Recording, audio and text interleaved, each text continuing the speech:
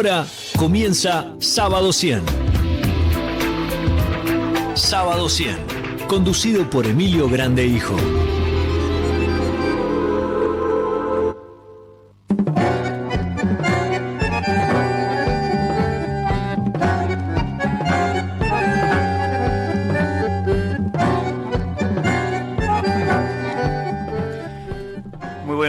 Audiencia de Radio El Espectador FM 100.1 y para los que nos siguen en la pantalla Canal 2 de Next TV, son las 8:01 en todo el país. Tenemos una temperatura en la ciudad de Rafaela de 8 grados, la sensación térmica de 6. Y hoy vamos a tener una hermosa jornada de sol, va a llegar a los 20-21 grados y para disfrutar al aire libre, si nos dejan, porque la semana pasada a la gente que estaba al aire libre la corrió la policía, la URSS, un hecho lamentable. Por ahí vamos a compartir los siguientes títulos.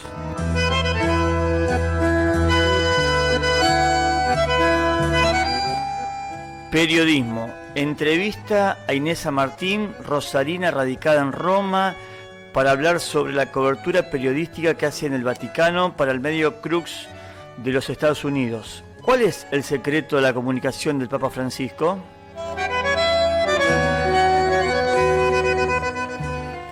Campo, después de una larga sequía, volvieron las lluvias que fluctuaron entre 2 y 40 milímetros para aliviar los cultivos, especialmente el trigo que peligra buenos rindes en nuestra región.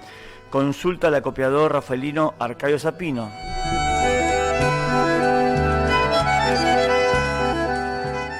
Día de la Industria. El presidente de la Comisión de Industria del Centro Comercial Industrial de Rafaela y la región, César Forneris, opina sobre la situación en particular que atraviesa el sector por el actual contexto de la crisis sanitaria.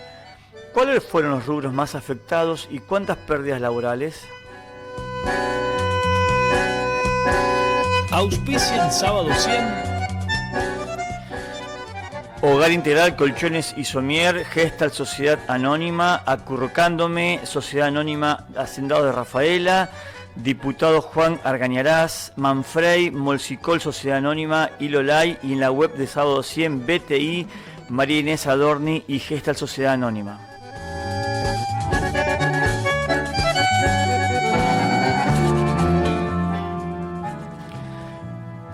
Editorial.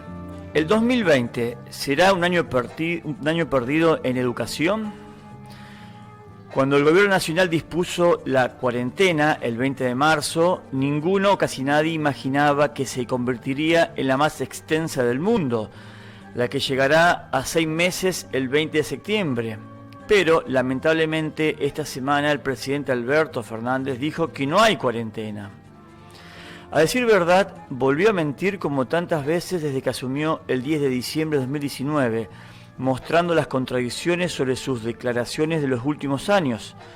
Respecto a la supuesta no existencia de la cuarentena, los amantes del fútbol no podemos jugar desde fines de marzo, al igual que no podemos viajar sin un permiso justificando el motivo, y menos aún las clases siguen siendo virtuales en todos los niveles, salvo algunas excepciones, entre ellas las provincias de San Juan, Santiago del Estero, Catamarca y Formosa. Si con el paso del tiempo casi todas las actividades fueron retomándose, ¿cuáles son los motivos para que no vuelvan las clases presenciales en la Argentina con otra normalidad y respetando determinados protocolos como la situación sanitaria lo amerita? Debería ser una apertura progresiva de las escuelas. Mientras el ministro de Salud, Ginés González García, afirmó que la vuelta a clases es muy riesgosa de lo sanitario, en otros países millones de alumnos europeos volvieron a las aulas en medio de estrictos protocolos de seguridad, que incluyen el uso obligatorio de barbijos, medidas de higiene y distancia social para evitar la propagación del COVID-19. En este contexto, en Wuhan, la ciudad del centro de China, donde emergió el coronavirus a fines de 2019, los alumnos con mascarilla de protección también retornaron a las clases. Sin ir más lejos, en Uruguay volvieron a las aulas en el mes de junio. Volviendo a nuestro país, la novedad de los últimos días es que el Consejo Federal de Educación, que reúne a los ministros del área de todo el país, resolvió que, dado el contexto de educación en emergencia, ningún estudiante repetirá este año. formando una única unidad pedagógica con el año próximo y dejando la definición de la promoción para el 2021. Al respecto, Gustavo Sorsoli, ex rector del Colegio Nacional de Artes, opinó que millones de niños y adolescentes argentinos han aprendido en lo que va del año poco o nada. Miles han dejado de asistir a la escuela no solo durante el presente ciclo lectivo, sino probablemente para siempre. Vamos a sincerarnos, no es lo mismo la educación virtual que la presencial. A nivel nacional, un 20% de los alumnos de primaria no tienen conectividad y se profundiza en la provincia de Santa Fe, con el 50% de los educandos. Tampoco es igual el acompañamiento de los docentes ni el esfuerzo responsable de los estudiantes. Esta situación irregular está generando un grave estrés en los docentes, quienes tuvieron que readaptarse a la nueva modalidad pedagógica. En los alumnos, porque generó un cambio de rutinas, ya que no tienen horarios establecidos, sumado a síntomas de depresión, soledad, miedo, ansiedad, insatisfacción. Y en los padres, al convertirnos en el rol de nuevos educadores hogareños. ¿Las autoridades nacionales, provinciales y locales son conscientes de estas consecuencias psicológicas? En este contexto, el 63% de los niños argentinos son pobres, según informó recientemente UNICEF, lo que ampliará aún más la brecha educativa. Si a esto le agregamos que este año escolar está casi perdido, ¿cuál es el futuro de la Argentina sin educación presencial y sin ninguna exigencia para pasar de grado o de año? Un mal ejemplo, en Chubut funcionan los casinos, pero las escuelas no.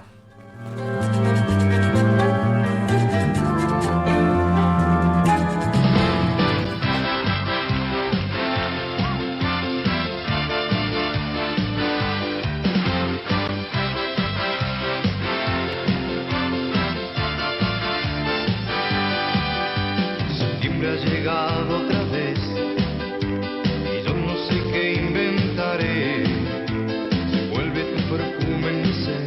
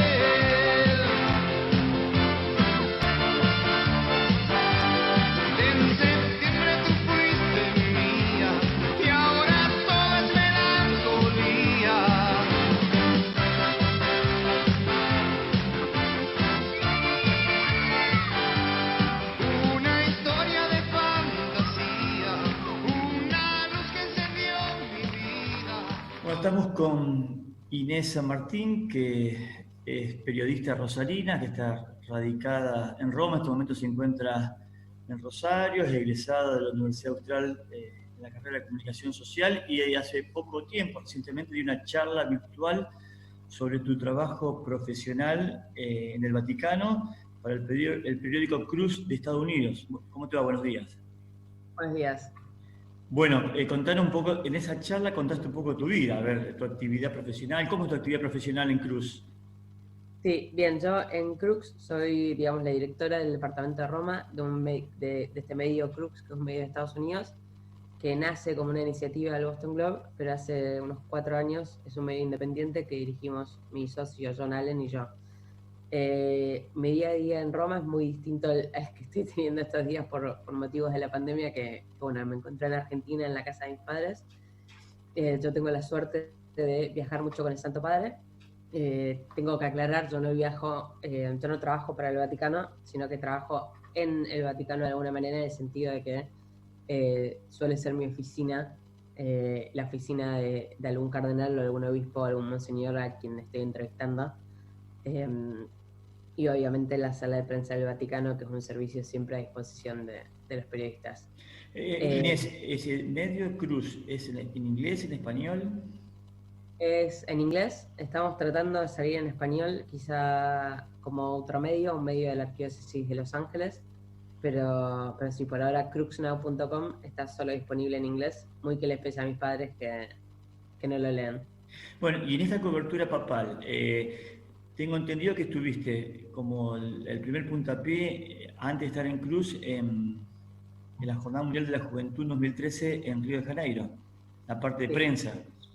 Sí, estuve tanto en Río como en Madrid. En realidad Río para mí fue una especie de venganza, porque yo en Madrid estuve muy cerca del Papa Benedicto XVI y mi intención había sido darle un abrazo y bueno, no se me dio por cuestiones ajenas a mí. Entonces, en cuanto terminó Madrid, dije yo voy a volver a Río de Janeiro y le doy un abrazo a Benedicto XVI.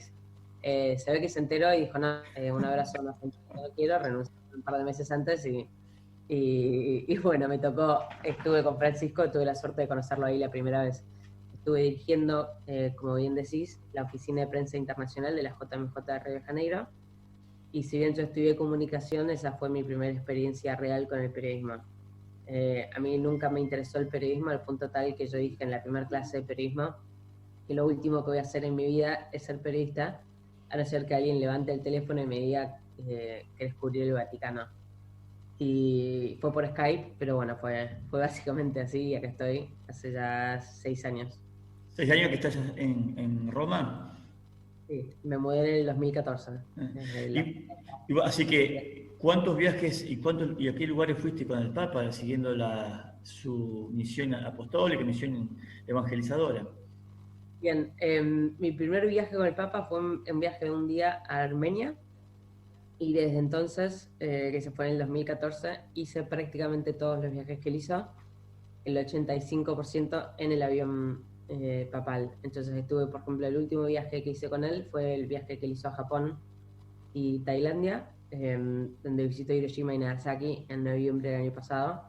Para mí un viaje sumamente interesante. Y después también estuvimos en África varias veces, estuvimos en prácticamente toda América Latina, menos Argentina, Venezuela y Uruguay, y bueno, en las Guayanas. Estuve con él en Estados Unidos, aunque no en el avión, ahí estuvo mi jefe, porque bueno, norteamericano tenía lógica. Estuvimos en México, y bueno, en varios lugares, menos por ahí lo que uno diría Europa Occidental. En clave comunicacional, ¿cuáles son los secretos de Francisco a la hora de transmitir el Evangelio de una manera nueva, renovada, para llegar más a la gente? Es decir, ya sea el trato personal como en los formatos digitales, comunicacionales. Sí, una pregunta interesante. Primero, no sé si sabes, salió un libro nuevo en Roma, en Italia, está saliendo o salió ya, un libro llamado Una misma iglesia, supuestamente escrito por Benedicto XVI y por Francisco, y con el prólogo del cardenal Pietro Parolin, que es el secretario de Estado, la mano derecha del Papa Francisco.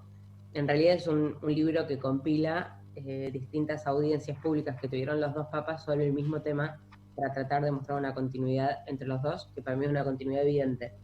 Para mí la clave comunicacional del Papa Francisco es que él es un papa de gestos. Juan Pablo II era un papa que se daba baños de multitud y la multitud respondía. Es un papa teólogo y en mi humilde opinión probablemente sea reconocido como doctor de la Iglesia en 100 años, porque tiene una inteligencia en su escritura que a mí lo destaca como el gran teólogo del siglo XX, principios del siglo XXI. Y Francisco, en cambio, es un hombre que mamó, si se puede decir, estos dos papas, que creció muchísimo bajo la sombra o bajo el amparo de estos dos papas, y todo el Concilio Vaticano II, pero que en vez de comunicar la fe, transmitir la fe a través de palabras, lo hace con acciones. Él es un hombre que siempre promueve mucho el ecumenismo de obra, por ejemplo, la cuestión de que él siempre dice no hace falta ser de la misma religión para ayudar a los otros. Entonces promueve muchísimo todo lo que son los hogares o los comedores o las iniciativas interreligiosas para la ayuda al prójimo, la caridad, digamos. Él siempre dice no tiene una religión, no sabe una sola religión. Entonces, y lo mismo él con su pontificado, cuando él dice hay que cuidar el medio ambiente, lo demuestra plantando árboles en un montón de situaciones, que es un pequeño gesto, pero es ese modo de decir hay que cuidar el planeta a través de acciones. Obviamente uno no lo puede ver al Papa reciclar porque ya sería seguirlo de una manera obsesiva, casi gran hermano, digamos, pero no tengo ninguna duda de que el Papa Francisco, por ejemplo, recicla, y que de hecho es un consejo que dio Benedicto XVI en su momento, el primer Papa Verde. Y después, de nuevo, la caridad de Francisco se la ve con los gestos que él tiene cuando pide que paren el auto para salvar a una mujer discapacitada, cuando en esas primeras audiencias abrazó a ese hombre con una deformidad física importante, que él siempre, digamos, el hombre siempre decía que la gente se mantiene alejado porque creen que es contagioso, y no, simplemente tiene unas verrugas enormes en la cara que no son contagiosas. Entonces el Papa, sin preguntar, sin importarle, fue y lo abrazó, como una manera de recordarnos que hay que abrazar al prójimo y abrazar la cruz también que él lleva. ¿Por qué crees que Francisco en el mundo es muy querido, muy respetado, salvo por ahí los conservadores que hay en Estados Unidos, y en Argentina, oh paradoja, hay gente que lo quiere, que lo ama, y hay gente que lo detesta y casi que lo odia? Me parece que en ese sentido hay un paralelismo en lo que pasa en la Argentina y lo que pasa en Estados Unidos con el Papa, y es que se lo ha politizado demasiado. El Papa es una realidad, es un jefe de Estado, y muchas veces uno se olvida, sobre todo el católico de a pie, que lo toma como un líder espiritual, un líder religioso, que es lo que es obviamente su prioridad, es la salvación de las almas, y no la Secretaría de Estado del Vaticano, y lo demuestra muchas veces cuando habla de cuestiones políticas, pero rara vez, por no decir nunca, habla de la política argentina, habla de la situación de la Argentina, y mismo a mí me ha pasado de preguntarle Santo Padre cuando viene a Argentina y se ofusca. Él, de alguna manera, yo creo que nos dio un mensaje muy importante a los argentinos en el 2017 cuando dijo el mundo es más grande que la Argentina. Y creo que nosotros como argentinos no lo terminamos de interiorizar ese mensaje. Entonces estamos convencidos de que si el Papa habla sobre la importancia de reducir la deuda externa a los países del tercer mundo, es porque el Papa está en contacto constante con el presidente Fernández, y fue Fernández el que le pidió que diera el mensaje y el Papa lo dio. Y si tuviésemos hoy una presidencia de Macri, el Papa no lo hubiese hecho. Las grandes mentiras por ahí que tenemos los argentinos, que es pensar que somos realmente el centro del universo, y que no puede ser que el primer Papa argentino de la historia no esté pensando en nosotros todo el tiempo. Entonces, para resumir un poco mi respuesta, yo creo que la gran ofuscación que muchos argentinos sienten hoy por hoy con el Papa Francisco es porque lo reducen a un animal político cuando en realidad es un hombre sumamente espiritual. Yo creo que si uno leyese su mensaje y su magisterio y siguiese sus palabras y no la tergiversación, si se quiere, que muchas veces hacemos los medios de sus palabras, se lo entendería mucho más en un contexto adecuado, y la situación sería muy distinta en cuanto a la recepción que tenemos los argentinos del Papa Francisco. Está claro, Inés. En tus viajes que haces con el Papa y con otros colegas periodistas y comunicadores, ¿cuál es el trato? Digo, a ver, a vos ya te conoce, ya sabe que sos de Argentina, te da algún consejo, ¿cómo Sí, es la relación? sí, digamos, mi argentinidad se nota por lo general ya en el modo en que estoy vestida, entonces llega un momento, los últimos viajes sobre todo, ya me reconoce, ya sabe claramente quién soy y siempre me hace la misma pregunta que si sigo haciendo lío. Yo tomo como una señal sí, de reconocer que sigo siendo en definitiva joven, porque tengo 33, digamos, aunque no se dice, una mujer nunca reconoce su edad, la edad de Cristo todavía lo puedo decir. Digamos, yo lo uno a un momento muy personal que viví en la jornada de Río de Janeiro, cuando me pidieron en menos de 48 horas que ayudase a organizar toda la parte de prensa para el encuentro del Papa con los jóvenes argentinos, que fue uno de los grandes desafíos y una de las experiencias más caóticas que he tenido en mi vida, en realidad. Y fue ahí donde el Papa dijo la famosa frase: quiero lío a los jóvenes, y les pidió que hicieran lío en sus diócesis, tocándole la puerta a los obispos. Me conoce también en el sentido de que yo siempre le digo que mis sobrinos no lo quieren. Yo, digamos, mi primer sobrina nació cuando yo me mudé a Roma, entonces tiene 6 años, felicitas. Y yo siempre vengo a Argentina en diciembre para Navidad y me vuelvo a Roma en enero porque hay un viaje papal programado, sea Chile y Perú, sea México, sea Filipinas. Entonces, para mis sobrinos, el hombre blanco se lleva a la tía Inés. Entonces, no lo quieren al hombre blanco y siempre se lo digo, entonces ahora me pregunta por mis sobrinos. En cuanto a consejos, no, por ahora no me ha dado. Yo me considero por ahí una persona muy, muy bendecida, con mucha suerte, porque tengo la oportunidad de que me grabe algunos videos específicos. Por ejemplo, me acuerdo en los JMJ de Polonia, íbamos a Polonia, y era un mensaje para todos los voluntarios que después fue transmitido ampliamente. Fue un mensaje que yo le pedí específicamente pensando en que las 2 veces que fui voluntaria no tuve la oportunidad en realidad de disfrutar, si se quiere, el mensaje del Papa, ni en Madrid ni en Río. Entonces enseguida se prendió y lo hizo, y pueden recordar también el por qué estoy haciendo lo que hago, ¿no? Que muchas veces uno se mete demasiado en la política de las cosas o en los errores de la iglesia, que son sumamente importantes para contar como periodista, pero también es recordar el enorme elemento de fe, que es lo que mueve mi trabajo en definitiva. ¿Pensás que vendrá en algún momento Francisco a Argentina? Yo creo que su plan siempre estuvo de venir. Lo intentó en el 2017, el viaje se pinchó. Tuvo 3 años de presidencia de Cristina para venir y tampoco vino en ese momento, para los que dicen que el Papa no quiso venir porque era Macri. Creo que la pandemia de alguna manera va a cambiar bastante su estructura de viaje. Este va a ser el primer año sin viaje papal internacional desde fines de 1970. Entonces, en sí, un año distinto que hace que se atrase mucho su perspectiva. Y yo creo, y lo vengo diciendo hace bastante, que para mí el Papa Francisco va a dejar Argentina como el último viaje de su pontificado. De alguna manera va a venir a despedirse de los suyos. Hay que recordar que el Papa hace 7 años que no ve a la hermana, María Elena Bergoglio. Es la única, digamos, hermana que le queda viva a Bergoglio, y por cuestiones de salud ella no puede viajar para Roma, entonces, y tampoco es que se fue a Paraguay para verlo, porque no, de nuevo, no puede viajar. Entonces él también tiene motivos personales para querer venir, y creo que hay que eso recordarlo siempre, y yo le deseo que pueda venir a la Argentina. Hablaste de los problemas de la Iglesia. ¿Cuáles son los que más preocupa al Papa Francisco y a la Iglesia como institución? ¿Son los abusos? ¿Son el sector más conservador que no se abre a las nuevas realidades sociales? Yo creo que hoy por hoy a él lo que más le preocupa es el clericalismo, y también la dureza de corazón. Son 2 cosas distintas, de alguna manera relacionadas a los 2 problemas que vos planteaste. El clericalismo es esa idea de que los sacerdotes o la jerarquía de la Iglesia tiene el poder y mueve la realidad, y el Papa siempre lo dice, no es así. Si bien la Iglesia es una estructura jerárquica, hay que tener en cuenta que hay solo 400.000 sacerdotes en todo el mundo y hay 1.2 billones de católicos.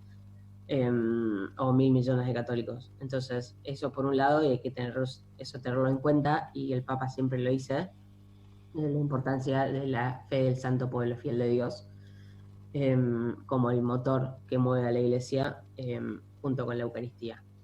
Y después el segundo tema es la dureza del corazón, que yo en lo personal la percibo tanto en conservadores como en liberales.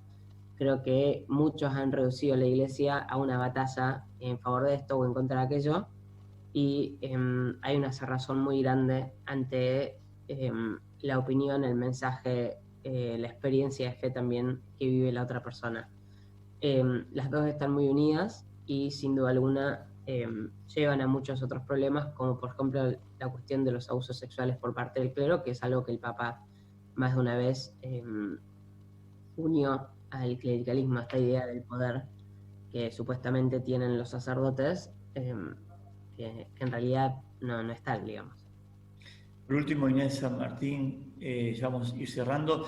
¿Cuál es tu aporte al grupo Catholic Voice? ¿Sos asesora del programa? Sí, digamos, mi objetivo original era traer Catholic Voices acá a la Argentina. Estuvimos trabajando con Ocean Valero y también con Juan Pablo Canata de la Universidad Austral para tratar de llevar eso a cabo, pero después, eso fue en el 2013, cuando asume el primer Papa argentino de la historia, pero después me voy a Río de Janeiro, entonces tuve que poner eso en pausa y después me fui a Roma, entonces de nuevo la idea de traerlo a la Argentina o ser la directora en Argentina se pinchó. Pero desde entonces siempre que he podido ayudar en la formación, en el asesoramiento, y de hecho tengo bastante diálogo tanto con Oscar como con Jack para tratar de llevar el método Catholic Voices a lo que es el periodismo, a lo que hago yo en el día a día, que es justamente tratar de renunciar el paradigma, tratar de dialogar con todos y expresar las voces y buscar, digamos, la lógica detrás de las voces de todos. Inés San Martín, muchas gracias por esta comunicación con el programa Sábado 100 por Radio El Espectador de Rafaela. Muchísimas gracias a ustedes. No te pierdas el programa Sábado 100, conducido por Emilio Grande Hijo, con análisis político, entrevistas e investigaciones periodísticas. Molsicol, Sociedad Anónima, consignatario mayorista de azúcares.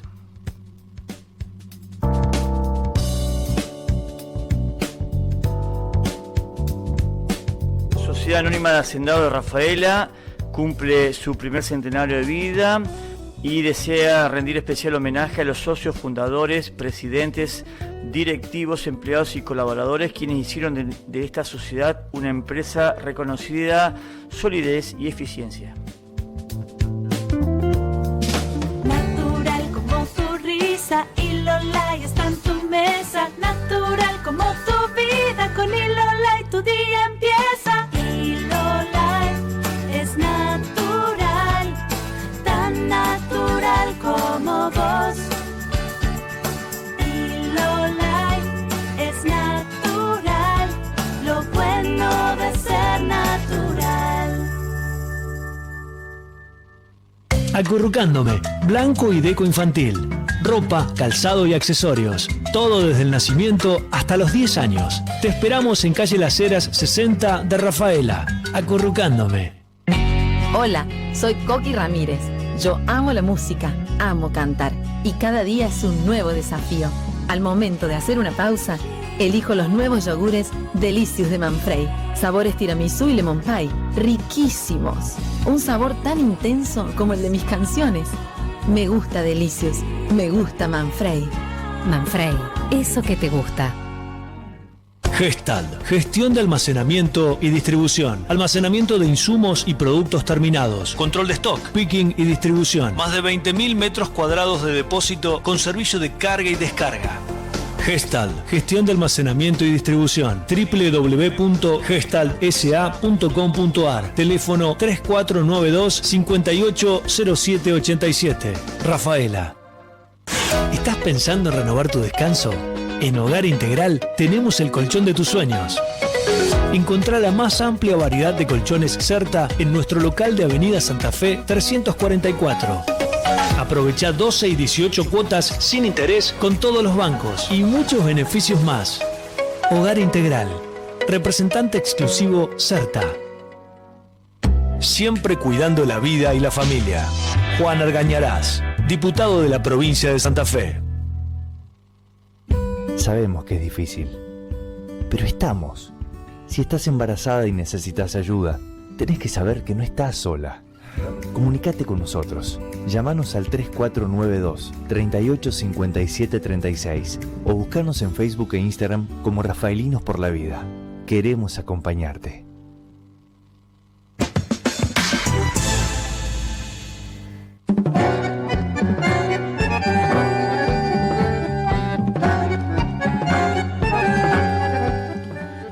Son las 8:31 en todo el país. Te podés comunicar a los teléfonos 506-301, 506-300. También escucharnos por YouTube, vernos o en las plataformas Spotify y iVoox, o también los que nos siguen por la pantalla de Canal 2 de Next TV. Y bueno, después de una larga sequía, no sé si 2 o 3 meses, estos últimos días en Rafaela y la amplia región volvió a llover para romper de alguna manera una sequía.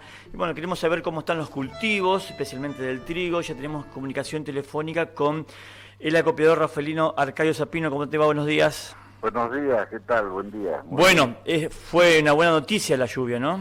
Sí, las lluvias trajeron alivio a los cultivos porque los trigos estaban sufriendo un estrés hídrico bastante importante. Algunos sufrieron, había un 70% de trigos que estaban más o menos bien, después había un 20% regular y un 10% ya malo, que realmente que si no llovía, no pegaba esa lluvia, iba a haber una pérdida bastante importante. Y después, aparte, lo importante es que vamos a poder empezar a sembrar el girasol y el maíz de primera, que eso era lo que más se estaba esperando, ¿no? ¿Cómo están los trigos alrededor de Rafaela? Más o menos lo que planteaba, un 50, 60, 70% todavía se puede salvar. Sí, no, ahí, ya te digo, hay más de un 50%, digo, que está bien, o sea que con alguna otra lluvia más en septiembre, octubre puede haber una cosecha normal, no creo que sea récord. Acá se sembró un poquito menos que el año pasado, pero en general, si sigue lloviendo alguna lluviecita dentro de 15 días, un mes, ya va a haber un rendimiento más o menos bueno. Y lo bueno de todo es que los precios están mejorando muchísimo, eso es fundamental. A raíz de que se están produciendo aumentos en soja, girasol, maíz, debido a que China está comprando muchísimos granos a los Estados Unidos, en Chicago está aumentando muy bien los granos, o sea que estamos vislumbrando un futuro no tan preocupante, o sea que si nos acompaña un poco el clima, creo que va a ser un año relativamente bueno. Sí, nosotros, nuestros mercados, nuestro acopio, lo que se cosecha, depende de lo que pasa de Chicago, de los mercados de allá. Obviamente que obviamente que para a Chicago le mueve la aguja a una sequía en Estados Unidos, le mueve la aguja a una sequía en Rusia, o sea que en Chicago convergen todas las situaciones mundiales de los granos, ¿no es cierto? Y ahí se van armando los precios, por eso ya te digo algo muy transparente, que los granos tienen que todo se rige desde Chicago, entonces vos los precios no es que uno paga una cosa, otro paga lo que quiera, acá se paga de acuerdo al mercado, eso es una gran virtud que tienen los mercados granarios, que no lo tiene a lo mejor la ganadería, la lechería, que ahí a veces viste que hay muchas discusiones, pero en los granos digo lo más transparente que hay en el mundo. ¿Las precipitaciones cuántos fueron? Porque algunos lugares fueron 2 milímetros, otros 40, de promedio fueron un 20 más o menos. Sí, en general fue un 20, 25, más de eso no fue, no fue una gran lluvia, pero ya te digo, como para sacar del estrés a muchos cultivos les vino muy bien. Hay algunos que no son intermediablemente, pero ya lo más importante es que te permite sembrar girasol. Fíjate vos que el Chaco este año, con los precios de los mercados que tiene el girasol, debe ser uno de los mejores precios que hay en este momento en la Argentina, se sembró muchísimo menos porque en el Chaco no llovió, en el norte de Santa Fe tampoco, o sea, las partes que se siembra mucho girasol, le faltó humedad y no se pudo sembrar. Es decir, esta lluvia es buena para la humedad del piso para sembrar el girasol. Sí, acá en la zona esta, ¿no? En el norte ya es tarde, o sea que por eso te digo que va a haber una siembra menor de girasol que el año pasado, con un mercado, por esa misma razón el mercado está traccionando muy bien, ¿no?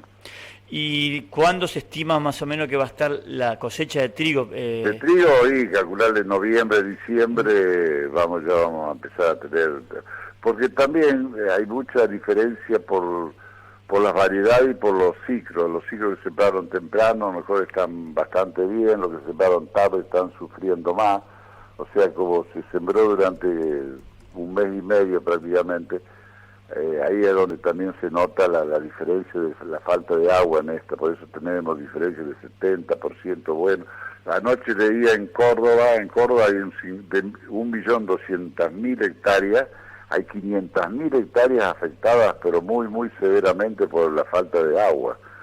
Y vamos a decir, si 700.000 hectáreas más o menos buenas, pero vos fíjate que va a haber una reducción de toneladas a nivel nacional de bastante importante. Todavía es muy temprano para pronosticar los rendimientos, ¿no es cierto? Falta mucho todavía. Y a tu criterio, pasó en nuestra zona, en Bella Italia, también en Córdoba, los incendios forestales, ¿a qué se deben? Mirá, yo pienso que obviamente que el hombre, la culpa, no creo que sean intencionales, puede haber un caso intencional. La mayoría son por descuidos del ser humano. El ser humano por ahí prende un fuego para hacer un asado, o un chico que se le mandó una travesura. Pero cuando hay una sequía así como hay, y los pastos tan secos, porque un año frío como este, hace muchísimos años que no tenemos, porque cayeron un montón de heladas y varios días. Entonces eso es un peligro permanente, porque no puede ser intencional en todo el país. O sea que obviamente que siempre cuando pasan estos fenómenos así de estrés hídrico, sufren muchísimo los incendios, ¿no? Y destruyen lo que se les pone. Pero ya te digo, la culpa de la mano del hombre seguro que los provoca. Pues también puede producir un rayo, puede producir miles de cosas. Pero no intencional como le quieren dar, que todos lados lo van a... Nadie creo que sea tan imbécil de ir a prender fuego a un campo. Ahora se le puede escapar por descuido, por negligencia. Yo la veo de esa manera, ¿no? Por último, Arcadio Zapino, en materia política, ¿cómo está la relación hoy de los productores con el gobierno nacional? Digo, hasta hace 8 meses estaba otro gobierno de signo político distinto, y en el medio estuvo el proyecto que después que caducó de la expropiación a Vicentín. Bueno, mira, la situación de los productores siempre es lo mismo, ¿es cierto? Hoy tenemos un problema que nos quejamos permanentemente por el exceso de los impuestos, y sobre todo las retenciones. Fíjate que estamos cobrando la soja con un dólar de 50 pesos cuando tenemos un dólar en el mercado libre de 130 pesos, o sea que ahí hay distorsiones que... Y lo lamentable de todo esto es que que hoy el productor tendría que tener un precio buenísimo y ganar, y si el tiempo le permite, y si el clima lo acompaña, para invertir en todas las nuevas tecnologías que se están produciendo, que es algo fantástico. Cuando uno va a un congreso de APRESID, hoy ver las tecnologías nuevas, todo lo que está pasando en tema maquinaria, en tema semillas, en tema genética, es algo fantástico. Y entonces el productor, teniendo dinero, teniendo ganancia, puede acceder a todo eso, a esa tecnología, y aparte de lo hermoso que es aplicarla, los rendimientos que se pueden llegar a obtener, ¿no es cierto? O sea que nosotros estamos muy satisfechos, ya te digo, no todo, vamos a decir, está feliz del mundo, porque hoy los números son bastante justos, hoy los gastos para implantar los insumos, todo es costoso, y sobre todo los impuestos, ¿no es cierto? Tenemos impuestos muy distorsivos, pero dentro de todo seguimos sobreviviendo.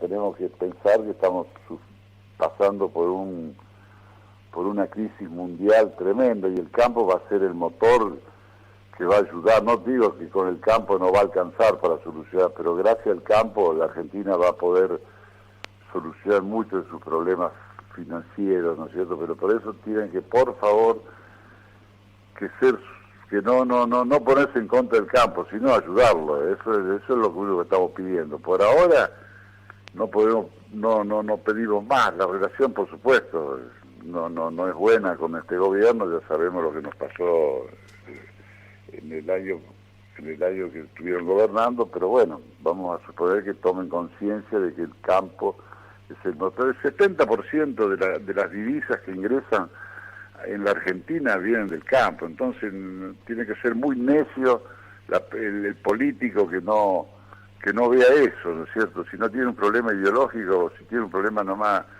de número, tiene que apoyar al campo bajo cualquier punto de vista. Esa es mi humilde opinión, ¿no? Arcadio Zapino, muchas gracias por el programa Sábado 100 por Radio El Espectador de Rafaela. No, al contrario, es muy amable, gracias por llamar.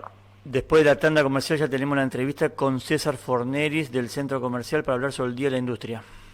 No te pierdas el programa Sábado 100, conducido por Emilio Grande Hijo, con análisis político, entrevistas e investigaciones periodísticas.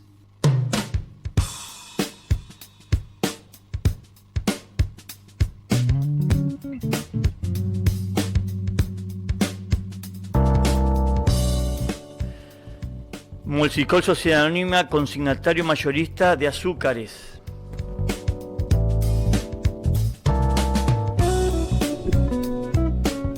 Con motivo de cumplir 100 años, la Sociedad Anónima de Hacendados de Rafaela agradece profundamente a sus clientes, quienes confiaron en la comercialización de la hacienda, han contribuido al constante crecimiento de la sociedad, haciendo de Hacendados una empresa ganadera fundada por ganaderos y al servicio del productor ganadero. Acurrucándome, blanco y deco infantil, ropa, calzado y accesorios, todo desde el nacimiento hasta los 10 años. Te esperamos en calle Las Heras 60 de Rafaela. Acurrucándome. Gestald, gestión de almacenamiento y distribución, almacenamiento de insumos y productos terminados, control de stock, picking y distribución, más de 20.000 metros cuadrados de depósito con servicio de carga y descarga. Gestald, gestión de almacenamiento y distribución, www.gestaldsa.com.ar, teléfono 3492-580787. Rafaela.